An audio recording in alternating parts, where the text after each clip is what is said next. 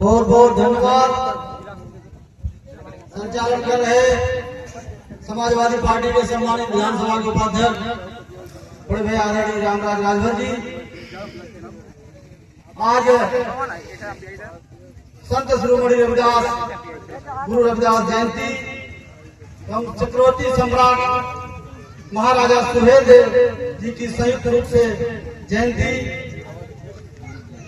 समारोह में उपस्थित कार्यक्रम की अध्यक्षता कर रहे परम आदरणीय इस ब्लॉक के बहुत ही सम्मानित पूर्व प्रमुख परम आदरणीय जयप्रकाश राम जी मुख्य अतिथि के रूप में हम सभी लोगों के गार्जियन पूर्वांचल के नेता परम आदरणीय माननीय विधायक जी, साथ में समाजवादी पार्टी के प्रदेश सचिव एवं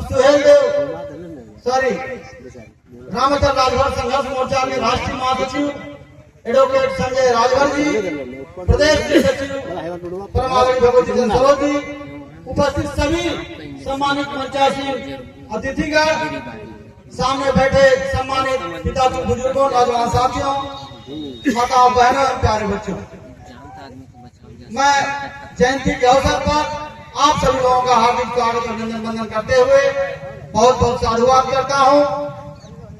और आज माता रमाबाई अम्बेडकर जी की भी जयंती है, मैं उनको भी नमन करता हूं। और पेरियार ललन सिंह यादव जी जिन्होंने सच्ची रामायण की चाबी लिखा, उनकी पुण्यतिथि है, मैं उनको भी नमन करता हूं। और दुनिया में मानवता का संदेश देने वाले साक्ष्य मुनि महात्मा गौतम बुद्ध एवं विश्व रत्न भारतीय संविधान निर्माता बोध सत्य बाबा साहब डॉक्टर भीमराव अम्बेडकर जी को भी नमन करते हुए पीड़ित समाज में समय समय पर जन्मे तमाम संतों गुरुओं को नमन करता हूं। और मैं साधुवाद देता हूं, इधर गायक कलाकार साथी आपको भी मैं साधुवाद देता हूं।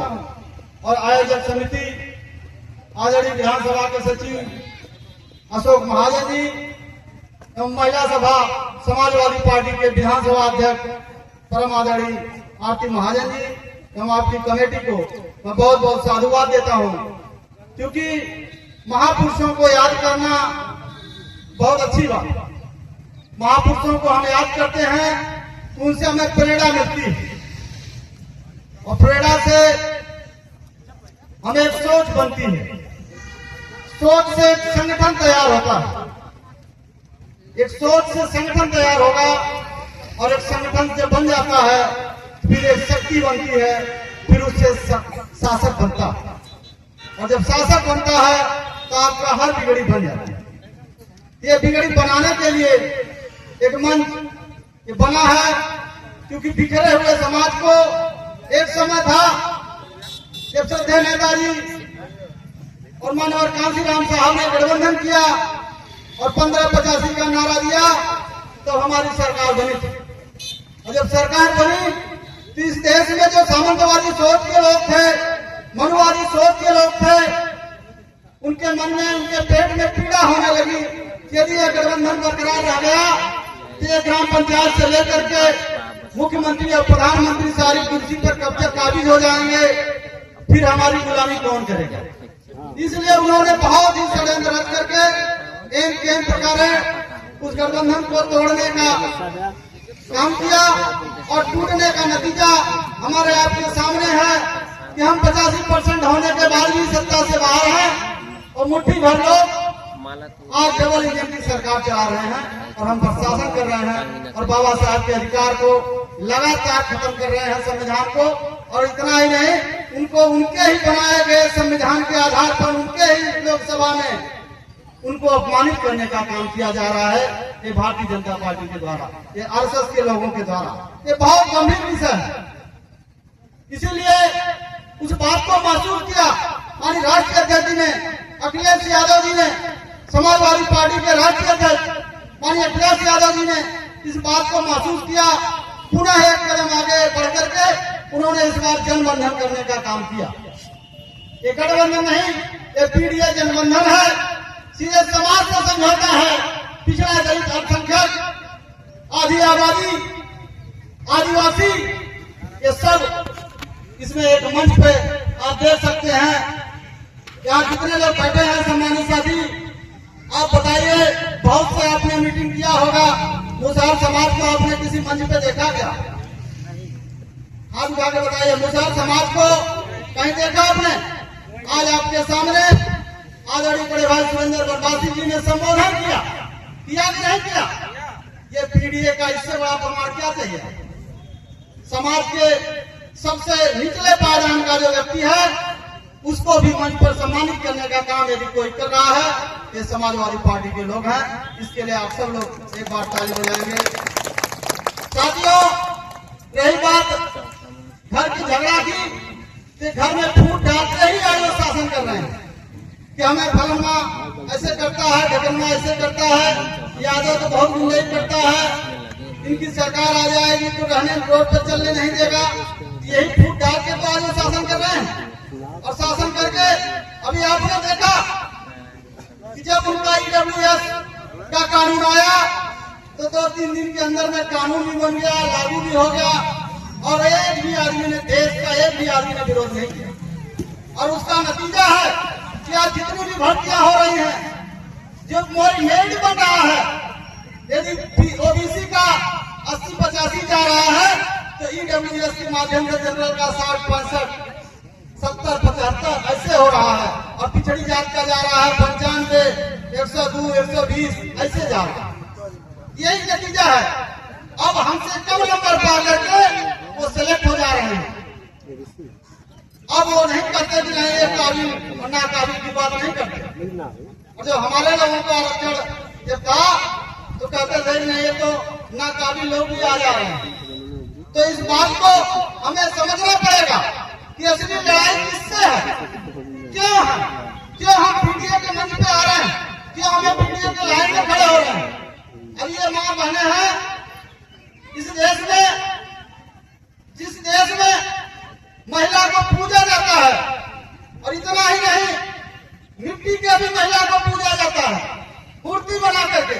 उसी देश में रिया की महिला को नंगा करके अपमानित करने का काम किया गया कि नहीं किया गया मणिपुर में। तो ऐसी तमाम घटनाएं हैं।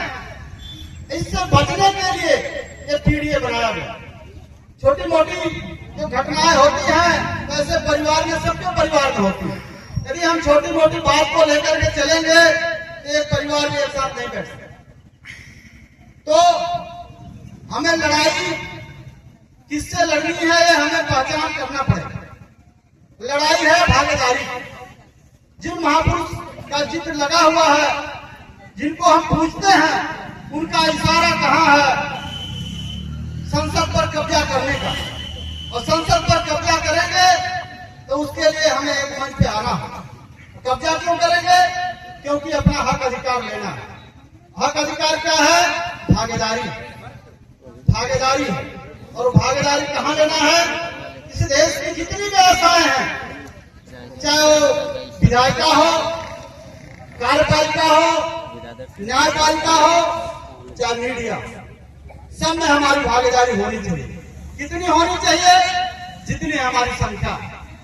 ओम प्रकाश राजभर जी आए और अपने विचारों को रखे, समय को ध्यान में रखते हुए डॉक्टर ओम प्रकाश राजभर जी।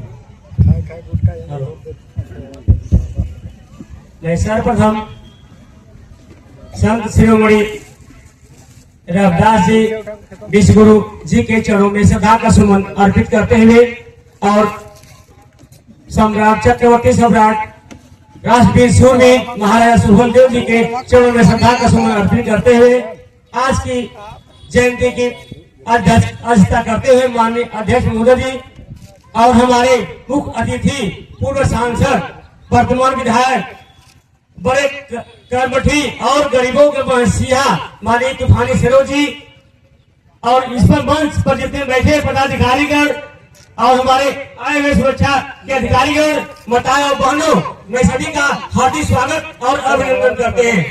साथियों, मैं बता देना चाहता हूँ संत शिरोमणि जी रविदास जी, पेरियान जी, रामास्वामी जी और ज्योतिबा फूले राव जी बाबा भीमराव अंबेडकर जी एक नहीं रहे होते तो जो 85 या पीडीए जो हम बहुत आज हम दुखित रहते, हमको जो घूमने का, बोलने का और सर्विस करने का अधिकार रहता, बाबा साहब ने आज हमको जो संविधान लिख करके हमें जो आज आशीर्वाद दिया है। आज एक भिखारी भी आज जो कि एक राजा का अधिकार जितना होता उतना एक भिखारी का वोट का मत होता साथियों।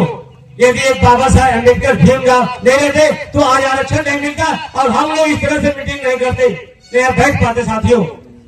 जो कि एडिसन सेरेमनी ने दिखा दिया जो कि अपने मन चंगा तो कठौती में गंगा, इन्होंने चमड़े का बर्तन वाला पानी उसमें करते थे और उन्होंने पंडित जी को निकाल के सोने का अंदर दे दिया, जबकि 1 रुपया चढ़ाने के लिए दिए थे। रविदास जी ने पंडित जी को लेकर गंगा जी में फेंक के जाओ मैं चढ़ा देना, 1 रुपया चढ़ाए, गंगा जी निकल करके उनको सोने का कंगन दिया। पंडित जी 2 कंगन दिए थे माता गंगा जी ने, लेकिन 1 कंगन रख लिए, 1 कंगन छुड़ा लिए। वहां पर देखिए विश्वासघात किया।